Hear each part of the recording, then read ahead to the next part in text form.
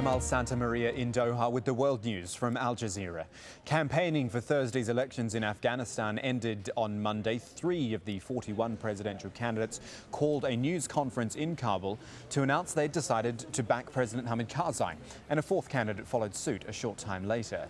Meanwhile, Al Jazeera has been shown voter registration cards which election monitors are concerned could be used in election fraud. The cards allow people into the polling stations to vote. One man told us he'd obtained 200 cards and expected to sell them for about $10 each. The election's being held against a backdrop of attacks and new threats from the Taliban as well. Our correspondent Zaina Khoda is in the Pashtun heartland of Kandahar and says security is extremely tight. We spoke to the governor of Kandahar, and he told us that up to 2,000 extra policemen have been deployed in the city center itself. We've actually even seen Afghan police using American Humvees, really for the first time. We've been to Kandahar a number of times, but the security presence is very tight. The governor also telling us that they're deploying a lot of soldiers on the main entrances of the city because Kandahar really is a strategic city.